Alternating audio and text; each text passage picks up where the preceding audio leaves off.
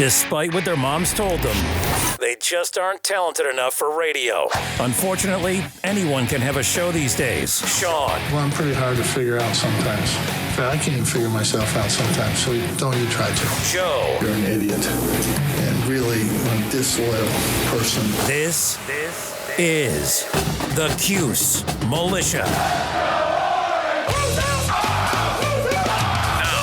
Those two unapologetically biased, orange-blooded homers, Sean and Joe. It's the most bullshit thing I've seen in 30 years. Welcome, orange men and ladies. Happy Thursday. This is the Cuse Militia with Sean and Joe at Cuse Militia on the socials. Go there, join the militia, rate, review, and subscribe on Apple iTunes podcasts, if you would. Thank you. The Orange eke out a 62-56 win against Northeastern despite coming out flat and finishing flat. You'll hear from us. We'll hear from you in fan feedback, some football news to go over, and Syracuse will take on Buffalo in an empty dome this Saturday. Not sure of the time just yet, but that will happen. It'll be a thing, hopefully. Right, Joe? Yeah, hopefully. Okay. God willing. Right now it's 6 p.m. 6 p.m. At least it's not 3. At least it's not 3. 6 p.m. on a Saturday is decent. Yeah, I'll take that. Yeah, that's decent. It's almost a nightcap, you know? It's right there. So, say what network that's on, by the way. Lord. Oh, I'm sorry. No. I figured you had something pulled up. Okay, so depending on what it's on. If it's on Yes, then I'll be here. I'll stream it. Again, you'll be able to watch that on Facebook Live at Cuse Militia on Facebook if you want to check it out. Have some fun. Pop some tops. And enjoy ourselves. All right, Joe. Sure. Hayden Nelson, he decommitted just before the early signing period. Mm-hmm. Basically, sounds like a mutual split between him and Syracuse football.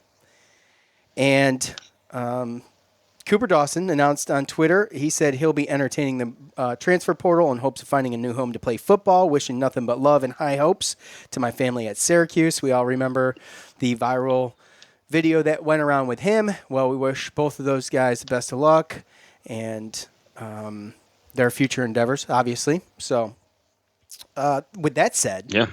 Kingsley Jonathan, he's announced he'll return to the program next season. He's going to take advantage of the extra year of eligibility. Joe loves it, by the NCAA's rule to curve some of this COVID dilemma, and he's going to get to come back. So there's like 11 more seniors. We got Josh Black, and there was another one. I'm drawing a blank. Aaron Cervais, that's right. And there's 11 more seniors that have yet to announce. McKinley Williams, Nykeem Johnson, Cody Roscoe, and Chris Elmore being the bigger names of those. So, I mean, look, if you get... Oh, gosh, it's tough to pick just one. All of them? But if you could get McKinley Williams and Nykeem I can't pick. Mm-hmm. I can't just pick. And Chris Elmore, yeah. I would take those 3 out of the 4, I guess, if I had to choose 3 out of 4. I'd take all of them. I know. I would obviously take all of them. Obviously, that's the best case scenario, right, Joe? Yeah. So those are the names that we'll be looking to hear drop soon. I guess we're going to look till after the holidays, probably before we hear any more of that news. Coach is going to give them the holiday to think that over. Yep. So, the early signing period, Joe? Just a lot of... Go ahead. Well, yeah. I didn't mean to jump ahead. It's just... Well, I think, it's a lot of Cooper Dawson. He was signed to be defensive end, right? Hayden Nelson signed to be defensive end. You have Kingsley Jonathan, who said he's going to return. So, obviously, you know that he's going to be the starter next year. Right. Josh Black as well, right? So, it's running the 3-3-5, you know that most of the time the other defensive end is going to be a linebacker that comes up. You saw Linton do it a lot. You saw Stephon Johnson do it a lot. Thompson do it a lot. And it's just one of those things where there's not a huge I don't want to say need, because obviously you need them, and I think that we've talked about this before, but you only got one defensive end that's running out there and starting, and obviously you're going to be rotating and you want to have some depth, but you can get away with a lot less defensive ends on your roster now running the 3-3-5, so I can understand if someone looks and takes kind of a deep look, I can understand if Cooper Dawson came in, saw his competition, and then with Kingsley Jonathan saying he's coming back, he's just like, all right. I mean, the writing's on the wall in a sense, and we've talked about that sometimes with other players. So it is what it is. Right, which is fine. So, again, I mean, realistically, I'm excited because, again, McKinley Williams, to me, again, like what you said, to your point, was that was the guy that I would pick out of those four. I'm very, very excited about Josh Black. And Josh Black Kingsley is huge. Both of them. Kingsley Jonathan right. Well, and Josh Black. that's what we were worried about, right? When we actually saw coming in this year, we saw a bunch of seniors that were going to be on our defensive line. So we're like, okay, well, we know that we'll be okay there. You know, I know they had some games where they struggled, but they had other games where they played well. And the whole thing with that was really just depth, I think. But we were worried about the linebackers and the defensive backs, right? Well, not really the defensive backs because of Cisco and Trill, but then they get hurt, and Coley, they all get hurt. And next thing you know, we're like, okay, now we're worried.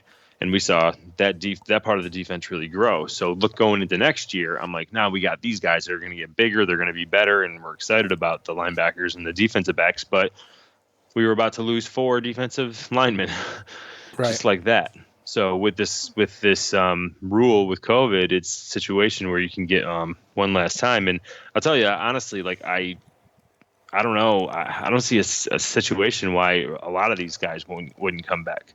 I mean, I can see a situation where maybe like a Nykeem Johnson might want to like go somewhere else and see if he can get some stats or go to maybe a pass heavy place because I can see him actually thriving, right? But I would love to have him come back because of obviously our receiver depth. But really, I mean, even Cody Roscoe, McKinley Williams, we get those guys back, that'll solidify. We'll have the same depth, which whoever grows from this year in our incoming class. And then you have Chris Elmore, who the one thing that I've seen with Josh Black, and with Kingsley Jonathan, and even Aaron Cervais, it's like, no, we're going to finish what we started. We're not going to go anywhere else. Like, they're pumped to be with Babers, and I've always felt that with Chris Elmore too, you know. And you'd hope that those guys can maybe get McKinley Williams on board, and I definitely think that there's a good chance of getting Chris Elmore coming as well. So Kingsley Jonathan said he's got unfinished business, and I think that's the chip that's on everybody's shoulder is the fact that, you know, it wasn't a complete season with the plug in the holes all year. And I mean, good on them for coming back and feeling that way. So let's go. Oh yeah, because they can easily, because they have an out. Yeah, they have an out. Absolutely. Sure. Oh, they don't have to stick with that and go, you know, deal with going 1-10 again. Right. You know what I'm saying? Right. They don't have to put themselves through that. So for them to come back, first of all, it shows character. Second of all, it shows loyalty. La Familia, man, Ohana. So that's it. That's what he's breeding over there, and you know it's paying. You know, some of it's paying off, obviously. Yeah. Quickly, Joe, the early sign-in period update, if anything, from yesterday. What do you got? I mean, we got 19 players that signed. Pretty much all the good ones that we've talked about and the ones that we're expecting. And again, I'm not going to get into specifics because this will turn into a 2-hour podcast. Exactly. So we always have our, our recruiting class and signing day podcast, but normally that's after the national signing day. Which is in February. February, I believe. Yeah. So, yeah.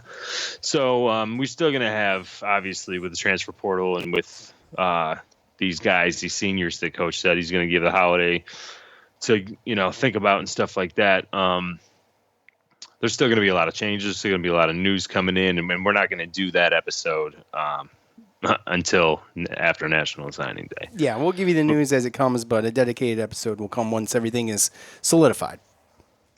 Yes. As much as it can be. Yes. But all the ones that we are basically, that we want, you know, I don't want to say that we want, like trying to downplay any of the recruits, but some of the ones that we've been more excited about, all the offensive tackles and the defensive line, you know, offensive and defensive line, they signed. So Malcolm Falk signed. I don't really see Josh Huff signed. Aronde Gadsden signed, Justin Lamson. I mean, all the big ones that we've been excited about when we've talked about them, just verbally committing. Yeah, they signed today. So yesterday. It's an exciting day. Yesterday. And it's exciting and, one of our better recruiting classes. So we'll see. Yeah, cool. All right. Well, on to the Syracuse win over Northeastern, 62-56. Let's hear what Coach had to say after the game. I think the danger of the game with Boston College, everybody thinks that we're there. Boston College just had an unbelievably bad game. We made shots early, and then they just couldn't make anything. And that game has no relationship to reality. That's a game you just forget. It means nothing. And tonight we came out, we didn't get loose balls, we didn't get to loose balls. Allen was in a funk from the opening tip. I mean, he just tried to dribble into two guys early and just was never involved in the game. While he was on the court, we lost. And, Kadari's really good defensively. They didn't have him for any steals, but I believe he had one or two that I saw, so I'm not sure about that. But, I thought he was really good defensively in his time. We were +7 when he was in the game, which is, I don't always look at that stat, but it was good for him tonight.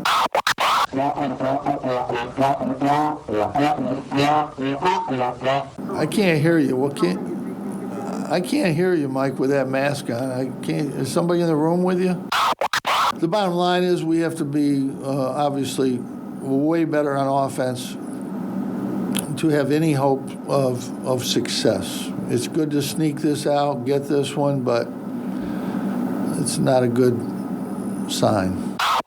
I'm really disappointed with Allen because Allen had 5 or 6 opportunities where we were running stuff and he could have gone right to the boards and gotten an easy tip, and he just stood. He's standing on the three-point line. He stood and watched the whole game on both ends of the court. I can't even tell you the defensive mistakes, how many. There were too many to count. And when you're not playing offense and you're not playing defense, it's just not good. And the inability to just get a loose ball that's right there. And then the same thing in Rutgers. I told him, if you're going to dribble it up the court, you can't just turn it over. And he did the same thing again tonight. He's doing a lot of things defensively that nobody sees because he's just position-wise. He's really good there. He's good in the back of the press. I mean, he helps us back there. He's just a really good player. He's a really good passer. He misses Elijah. Elijah cut better. He cut harder. He knew when to cut. Allen stands there, and then he stops. Then he just doesn't see the play over there. And it's a simple play. But, Marek's you can't say enough about him. He's been tremendous. Tremendous. All right, the Coach Montage is brought to us by our title sponsor, Bet Online. You might not be able to get to a game this year, but you can still get in on all of the action at Bet Online. Right now, they're going the extra mile to make sure you can get in on everything imaginable this season, from game spreads and totals to team, player, and coach and props. Bet Online gives you more options to wager than any other place online. Head over to Bet Online today. Use the promo code ARMCHAIR to take advantage of all of the great sign-up bonuses.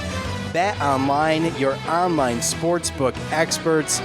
Get over there, check it out, sign up. Joe's digging this one. I got to win. Get over there, check it out, sign up today. Use the promo code ARMCHAIR. Thank you, Bet Online. All right, Joe. The good, the bad, the ugly, the good.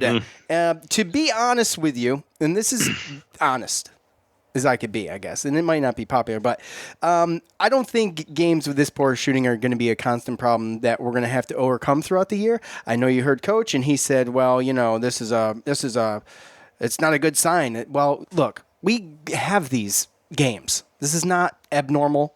It does not worry me. It does not cause concern for me. I've seen what Syracuse can do on offense.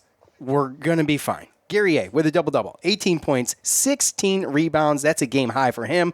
Joe Girard, 9 for 9 from the free throw line, 6 steals and a game high 21 points. The bad. I'm going to put Buddy and Griffin in here. I know Buddy did some things that weren't decent, but on the stat sheet, he was missing. Okay, a combined for 2 points, a combined 1 for 16 from the floor, a combined 0 for 6 from behind the arc. Neither one of them got to the free throw line. Assist to turnover ratio for this game was 8-10, bringing the offensive struggles to light. The ugliest thing in this game, obviously, is the 2 for 8 from distance for the Orange. 11%. What did I say? 2 for 8. 2 for 18 from distance, 11%. As a team, the Orange went 19 for 60 from the field, 32%. Joe, not a great shooting night for Buddy. Alan Griffin's worst game so far this season, this young season, rather. It happens. It happened early. I don't expect it to be a thing. And for Griffin, it's a live and learn experience complete with the whole, being called out by coach and the presser deal. So we got that out of the way early. Yeah, it's a rite of passage. So he's initiated. That's like getting knighted. So he was excoriated by coach in the presser. He's official. Look, live and learn.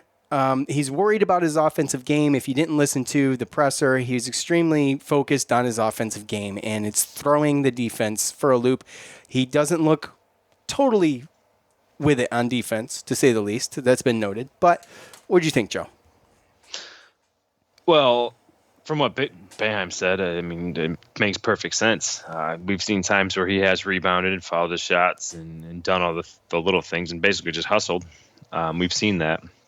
But he's been scoring in every game until this one. So maybe he's onto something. Maybe it's just one of those things where it's just an anomaly, and Boeheim kind of, like you said, knighted him in the press conference by calling him out, and now it's like maybe he comes back and doesn't have a game like this again, or at least he's going to understand that even if you're shooting bad, then you're going to have to still hustle. You have to do something else. Do these other things. Right, and that's the thing is I hate when shooters, when they do that, because those other things can build confidence in the game too, right? If you're shooting bad, and you're just going to keep hucking and just you get frustrated and more frustrated until you make one. Turning the ball over.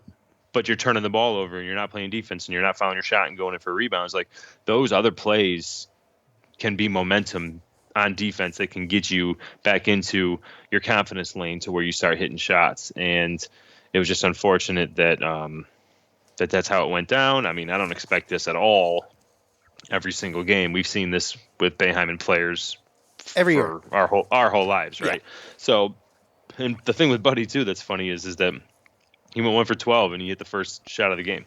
Yeah, right. That's true. Right. That's so right. From that point on, it was just we have to do what we have to do to win the game, and we ended up playing enough defense. We got steals. Joe and Kadari getting in the lane, and I mean with Quincy down low. I mean, without Quincy, I mean that's two things. It's if their guard never got hurt, who knows if we ever win that game. And on the flip side, I mean, Quincy Walker won us that game. Yeah, Walker. Yeah, I mean, Joe didn't do a bad job either. 6 steals. Well, no, and I mean the steals had a lot to do with it, but the fact, Quincy was very it was Quincy and Joe that got that. I mean, Mark did what Mark does, but there's a couple other points that were made in fan feedback that I won't touch on now, but I think they're good points as well. Alan Griffin only getting 24 minutes, man, just had to sit and watch and soak it in, because it wasn't happening. That's what's going to happen. Think about when Sidibe comes back and we're able to move Mark back to the wing, and you already got Guerrier over there who's playing at an extremely high level right now. And you've got Mark who just, even on his bad days when the buckets aren't falling, and he missed a couple at the rim again too. He's got to clean that up as well. But even on bad days when he's not scoring real well, he's doing the other things. He's getting the assists. Yep. He's handsy. He's creating. He's taking the charges on defense. I think this dude takes a charge, an offensive foul, like almost every game. He gets one almost every game. That's insane. Yeah. So yeah, definitely insane. And again, it's one of those things where if any one of those guys, whether it's Girard, Boeheim, or Griffin, they want to act like that, or if they want to play like that, then there's going to be a situation. And again, sometimes there's just other things going on, or you just have a bad day too. So you never know what's in the mind of people, whether there's family issues, personal issues. I mean, it's 2020 COVID, so who knows? But you got a guy like Kadari Richmond on the bench where you're going to come in and he doesn't make the right play every time, but he's pretty consistent, doesn't really care about scoring. He'll get to the line, and he's a really good defender up top. So, we can switch offense, defense if certain guys aren't playing defense. And again, we talked about that a couple of podcasts ago. It's nice to have that kind of depth. Yeah, absolutely. And like we said, when Sidibe comes back, gets deeper. I think they trailed at one point by 6 points. And at one point, I think 3 points felt insurmountable. It felt like 10 at one point. We're down by 3 with 4 minutes left or 3 minutes left. It felt like 10 freaking points because no matter what we did, nothing was going our way. There was some bad turnovers by Northeastern. I don't know what they were trying to do. They're a horrible passing team. Just horrible. They threw the ball away. There was some easy steals for Joe. And, if it weren't for that coming down the stretch, I think it would have been a little bit worse. But, Syracuse did what they had to do. But my question is, stop shooting threes. Yeah. Was there any doubt, though, really? Was it one of these games you're like, oh, they're going to lose? Like, I never thought that. I really didn't. I'm not trying to be. It was close enough. I mean, the largest lead for both teams was 6. So that's not. Yeah, with the way that our guys shoot, as bad as they did shoot, like sometimes something happens, gets contagious, and boom, boom, boom, and all of a sudden it's a wrap against a team like that. And I think we were also able to score from the line too. I'm sorry, we were also able to score from the line when we were behind as well, which didn't hurt. Well, and that was what was huge. I mean, that's obviously what happened. Is it was it's not our day from beyond the arc. We got to stop shooting. And that was mentioned in the presser too, by the way. That was the strategy. Go get fouled. Get to the line. Well, yeah, because what we did with them, 9 for 28 from the 3-point line. We can take that, against a team like Northeastern and everything, especially when we still keep them under 40% and from, the 2. But when we're not hitting ours, then you got to just stop shooting that, especially when you have the mismatches and the guys like Dolzai and Gary. Dolzai missed a couple bunnies. He still went 7 for 13, shot over 50%, but he missed a couple more. So yeah, he did. It was a situation where we had to pretty much do what we had to do, and then Joe was hitting shots. Joe wasn't necessarily. 2 of 9 from 3 and 5 of 16, so it wasn't efficient, but he was the only one hitting them from deep. Yeah, and a great game from Gary A, like we said, probably the MVP. I don't think it's a question with the double-double, 16 rebounds. The team as a whole, according to ESPN, 37. So, really good, almost half of them. All right, it's time to hear from you.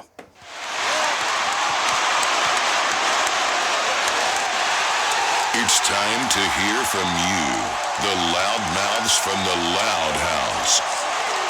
All right, you guys know what to do. Get to the socials after the game. I'll ask for your thoughts on the game. Go there, leave your thoughts. We will choose them either at random or we might read them. Either way, we try to bring them here, the good ones, okay? The good ones and the bad ones, but I want the good ones first, okay? Then I look for stuff to pick apart, which is rare, to be honest with you. Most people who comment are pretty good. So, one more point, Joe. Alan Griffin came into that game against Northeastern, and we talked about it in the last show, averaging 18.4 points a game. He comes out averaging 15.3 a game. He was the team leader. Quincy takes the team lead at this point here after that game with 16.5 points a game. Also, Quincy, he's almost averaging a double-double right now with 9.8 rebounds a game. So, to piggyback on what I said about Quincy right before we ended that segment. Solid stuff. Okay. Jesse on Facebook. Quincy looks like an NBA player. And should probably leave after this year. Very solid and consistent. Kadari looks like he could also be an NBA player if he had the play time. Stat-wise, this was the worst. Stat-wise, this was his worst game, but he did so much that didn't show up on the stat sheet. We lose this game if we did not bring him in late. Even when Kadari is having bad shooting performance, he can impact the game in so many ways. Defensively, facilitating, and he goes on, length, athleticism.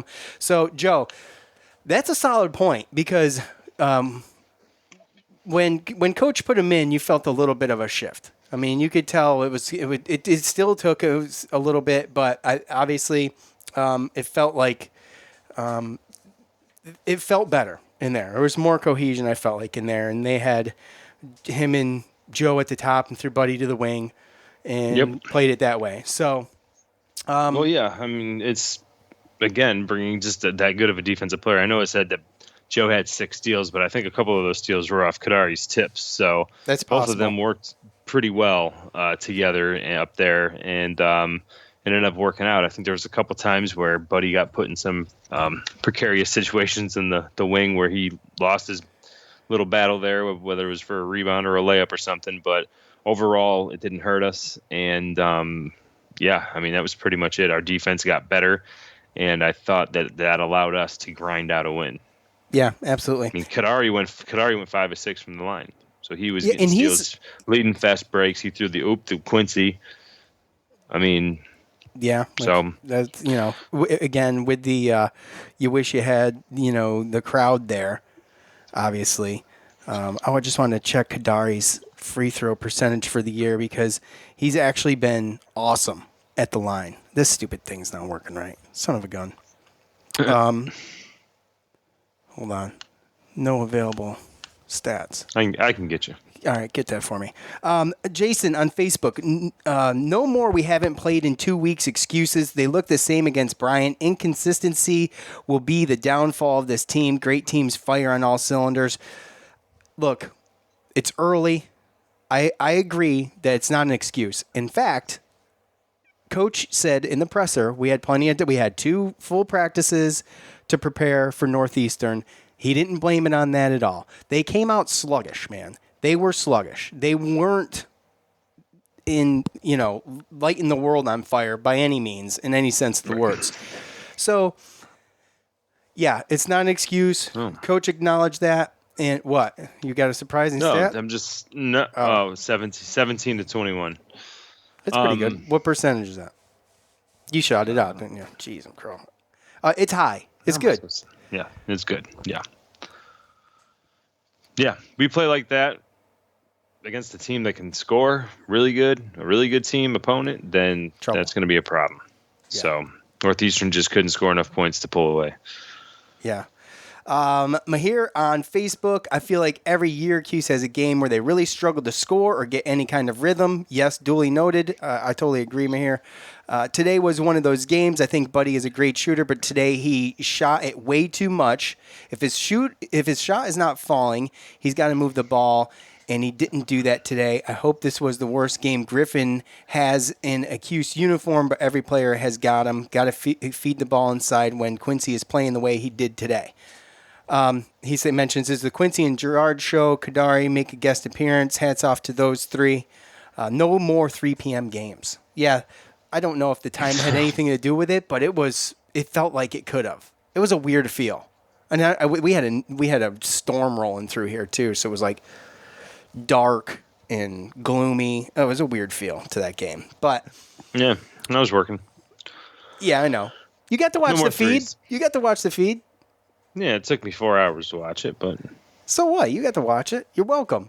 You're welcome. The longer I waited, that's what was agonizing, I think, about it. Like what you said, like when you were watching it live time, like real time, and you were like, was there any doubt? Wasn't there, like, I was like watching 6-7 minute spurts and then having to go work for 25 minutes wondering what the hell's going on.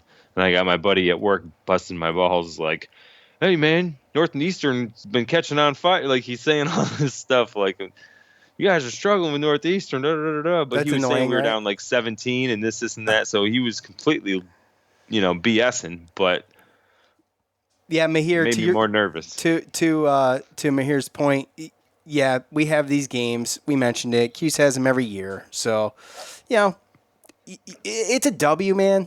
Just let's roll with it. I don't know what else to say. So, anyway. All right, we will get back to fan feedback here shortly. We want to first tell you again about Bet Online. Now, you might not be able to get to a game this year, but you can still get in on all of the action at Bet Online. Bet Online is going the extra mile to make sure you can get in on everything imaginable this season, from game spreads and totals to team, player, and coach and props. Bet Online gives you more options to wager than any other place online. Head over there today. Use the promo code ARMCHAIR to take advantage of all of the great sign-up bonuses. Bet Online, your online sportsbook experts. Thank you, Bet Online, title sponsor for the Cuse Militia, Armchair Media, and Tie Thoughts. I think season 1's over, by the way. I think we put a cap on that one, but we'll check with Tyler. We'll have Tyler on soon.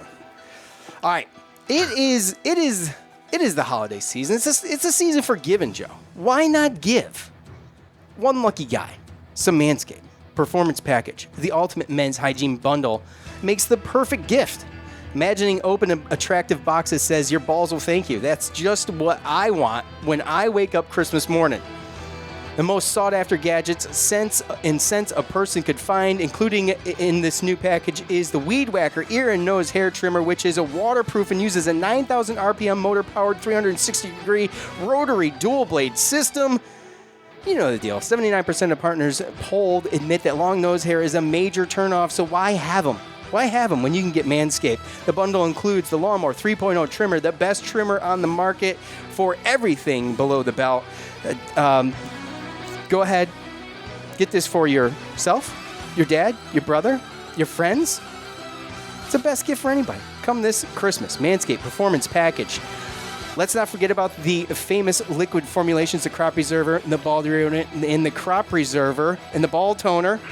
Go to manscaped.com, get 20% off and free shipping with the promo code ARMCHAIR at manscaped.com. That's 20% off and free shipping at manscaped.com. Use the promo code ARMCHAIR. Thank you, Manscaped. Yeah. So you talk about when we talk off the air. I know. Love it. Love it, love it, love it. Now, I don't have the contour design. By the way, shout out to @DRadzits on Twitter. He got his perfect package 3.0. He said, I'm not waiting for Christmas. I'm getting this thing now because I'm going to be ready by Christmas. When I'm in my jams come Christmas morning, I'm going to be fresh. I'm going to be ready to go or rip into those presents. No drag. No drag. Know what I mean? Okay. Yeah, whatever you say, buddy. Know what I mean? All right, @Michelle XO, she says, I've said it before and I'll say it again, we're the Globetrotters every other game. We'll look like the Globetrotters versus Buffalo on Saturday. Okay, all right. I was going through the schedule. I know, I was going through the schedule here. So that means Buffalo is a Globetrotters day. Notre Dame is not. Wake Forest is. UNC is not. Florida State is and Georgetown is not. It worries me a little bit. It does not work like that. Oh, shut up, Joe, and have some fun. Just quit being so damn stiff. @BaptizedByFire75 on Twitter. I said it earlier. I used to love the 2-3 zone. Defended it the last 5 to 7 years. But now, with how basketball has changed to a 3-point game, I think the 2-3 zone is outdated. It is designed for teams to shoot long range. Too many teams today have 3 to 5 players who can do it well. Joe, we have this conversation every year, without a doubt. This is our 5th year covering Syracuse basketball, Joe. There has not been a season where this was not a main topic throughout a portion of the season. So, he was a defender of the 2-3 zones, Joe. Yeah. Okay? What do you think? I'm getting your thoughts first on this, if you couldn't tell. I see that, yeah. Well, yes, as much as the game has changed into that, also there's been a lot of change as far as different sizes of different positions and stuff like that, right? You never had 6'7" point guards like Kadari Richmond and certain length players and athletes and where they can play. So there's certain ways that you can combat that whole shooting threes type stuff. And even, look at Northeastern versus, our game the other day. I think that we have some pretty good 3-point shooters on our team. I think that we're probably an above average 3-point shooting team, and there's just going to be days where you're off. So if you want to build your team around a situation of, which is funny because I don't know, maybe our team is, but if you want to build your team around a bunch of 3-point shooters and guards, then I don't know. You're going to have days like we did yesterday against Northeastern, I guess, right? Especially if you're going to be playing against, a 2-3 zone. Because the thing is the 2-3 zone, it forces you to shoot more threes than you're comfortable doing. You know what I mean? It kind of just like that's what we're going to give you. And Jim Boeheim plays the percentages. I mean, we talked about that with the game before. Was it Boston College or was it Rider? It was one of those teams where they barely shot. I mean, they weren't shooting a lot of threes at all. They shot like 40-something threes in like 3 games, and they came out and they shot like 20-something. That was not Boston College. It was either Rider or it was.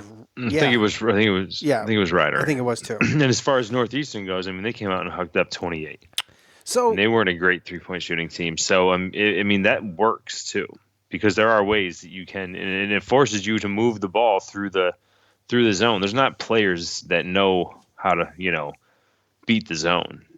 There's players that, I can beat this guy one-on-one. I'm a beast, this, and that. But when you start bringing the zone into it, you gotta penetrate it, whether it's a pass through the free throw line or penetration through the guard.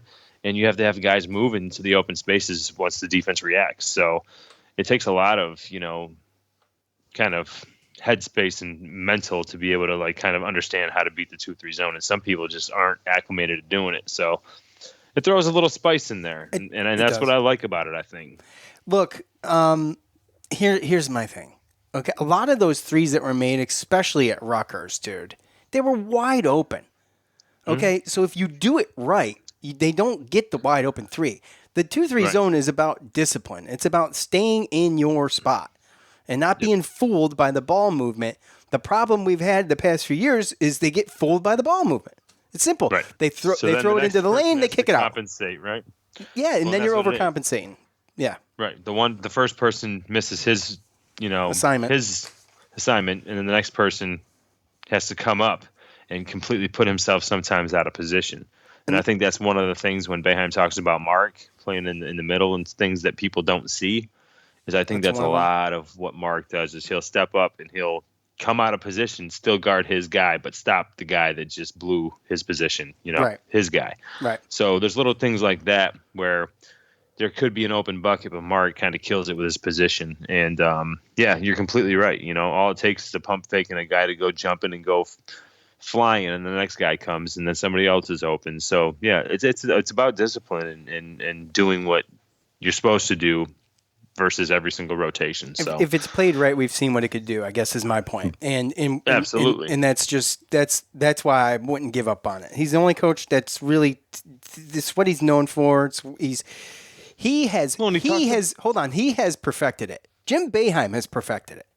It's getting the kids to learn it. If they do it the way they're supposed to, it is a nightmare. Yeah, those. And he even spoke about it in his presser that usually we're top 5 in turnovers caused. Yeah. Players of steal. I mean, I remember Benajay and Cooney, they were both in top 5 in ACC steals. Like you force turnovers, you force shot clock violations, you force steals. At Mouse Ader. Look, man, I'm not going to judge. We have a lot of potential this year. I'm impressed with the level of talent, but I'm completely disappointed in Coach B for playing Dolezaj at center for 40 minutes and none of the bigs at all. You have to develop these young guys to be better in late season. Look, here's the thing. This is easy. They're not. He doesn't feel that they're ready. It was a game we were struggling. Look, if he thinks they can do something, I promise you guys they'll put him in. It's as simple as that. I mean, he tells us all the time. I don't even know why, the media going in and questioning these things. Like, why? Do you not have a better question? Like, you know the answer to that question. Why did Mark play 40 minutes? You know what I mean? Or you do it like Dan Tortora does, and you present it like, Mark is great. He played all 40 minutes. That's Dan Tortora. Dan Tortora comes in there. Every time I hear him, he's got a great question. And something that I think every one of his questions we put into the montage if he's in there. Put it that way. Because he go ahead. Well, I'm just saying you're not gonna waste. I don't want to say waste your time, right? But at this point, we didn't have any exhibition games. We didn't have our normal non-conference schedule. That's when you do those kind of things. We're ramping up to get into ACC play. We don't have We don't have time to play 13 or 11 or 11, whatever, yeah. 7, 8 gimmies to allow these guys to get in there. And at the end of the day, when Sidibe comes back, he's going to be the guy in there. None of those bigs are really going to be seeing any time anyway.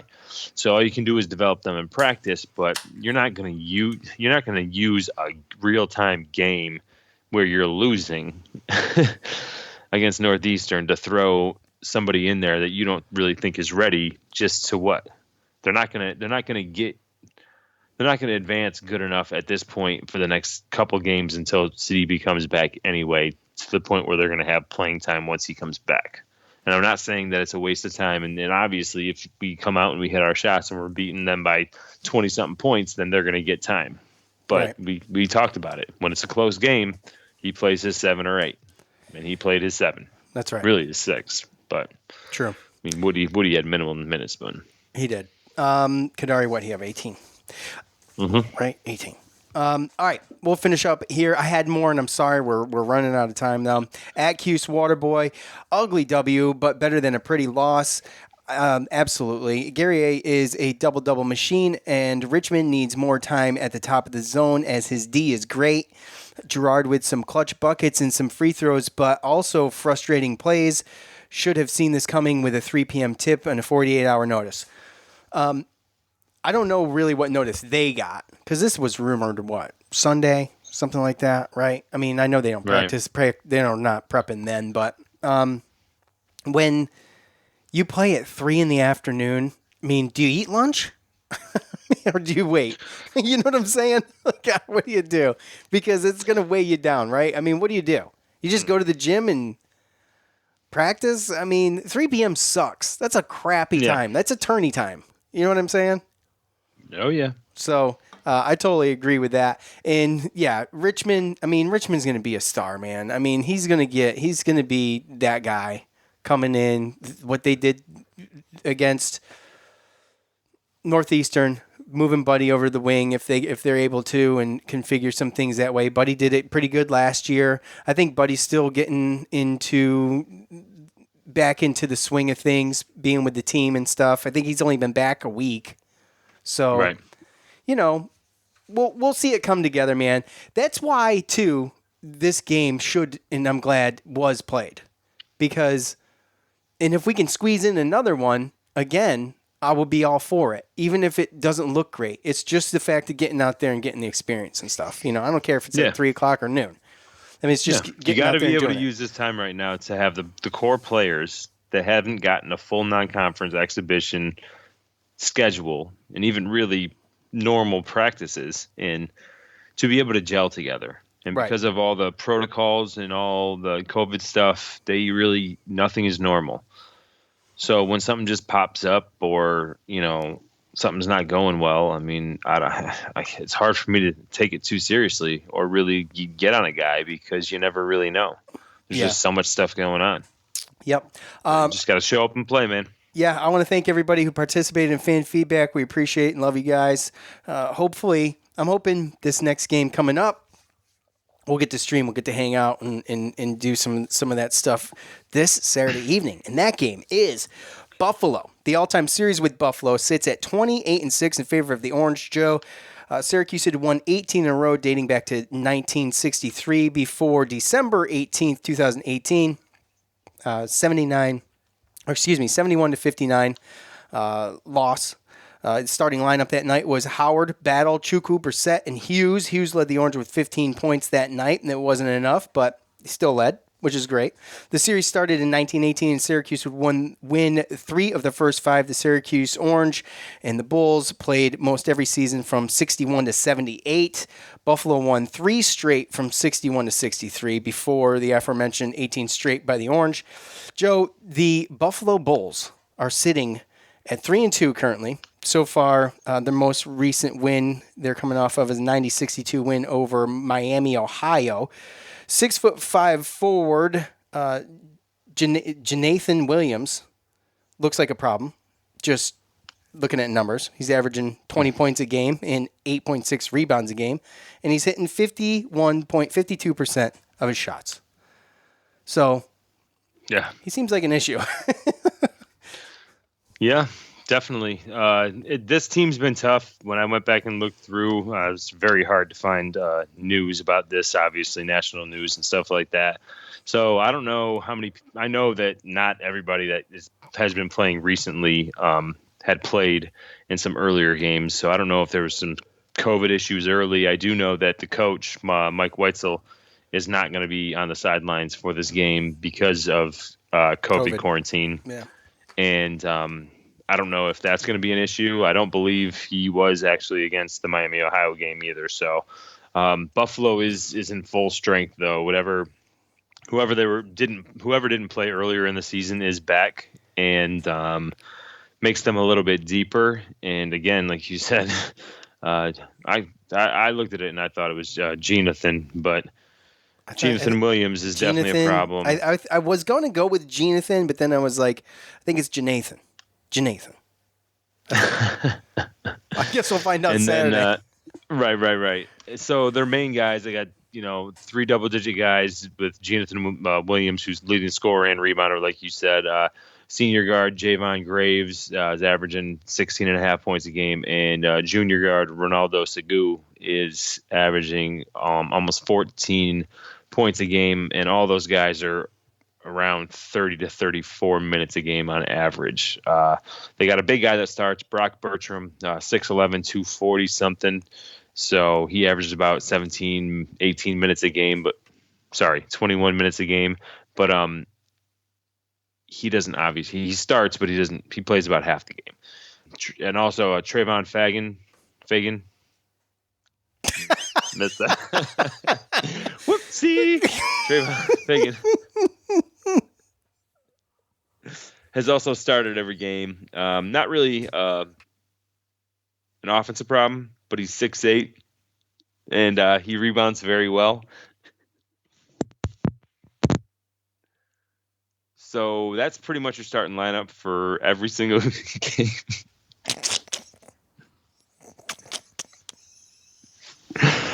Oh.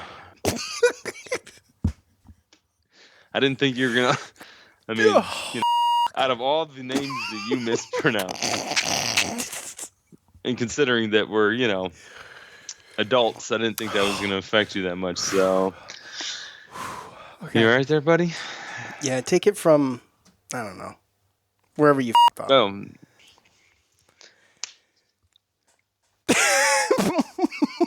I don't even know where to start.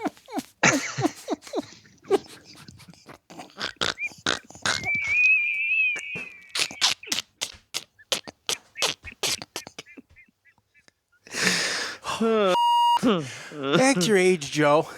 Act your age. I'm crying. Oh my gosh. Okay. I definitely called him Fagin.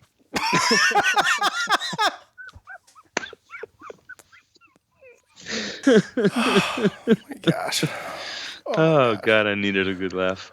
Whew. Holy cow. Okay. Take it from somewhere I can splice this together.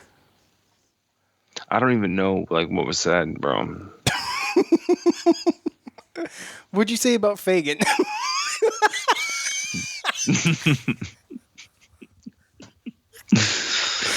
For real, what'd you say? What was the point of even bringing him up? Because he was the last starter. That's it. Was that even necessary? You could have avoided this whole thing. All right. You were saying something about rebounding or something. Yeah, I know, but I think that went... You want me to go back and find it? Let's just go back to wherever you started laughing. Or I don't know. We're experiencing technical difficulties. And he's been the last starter when everyone has been in and been healthy. So they definitely bring in different guys. I think they played, something like 8 or 9, I think, that had over 15 minutes last game. So another one to worry about, Keyshawn Bruton.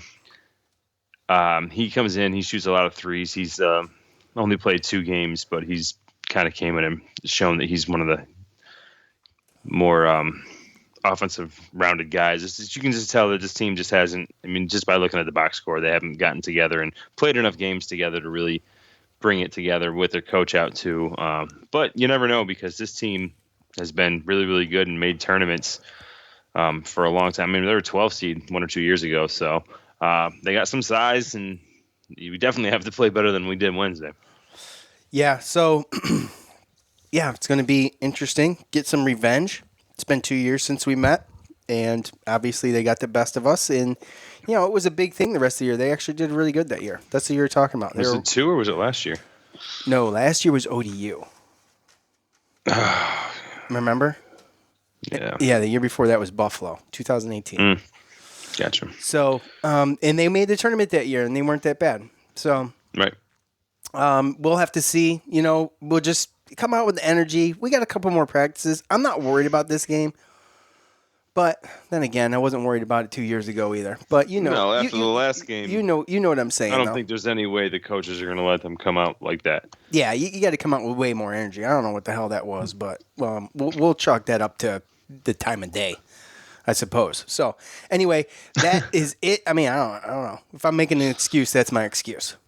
There you go. So anyway, I want to thank everybody for joining us. As always, I want to thank Bet Online. And I want to thank Manscaped. Get over to Bet Online. Check them out. Get over to Manscaped, man. Get yourself a Christmas present, gentlemen. Ladies, get your man something for Christmas. Manscaped.com. For Joe, I'm Sean. We're out. Peace.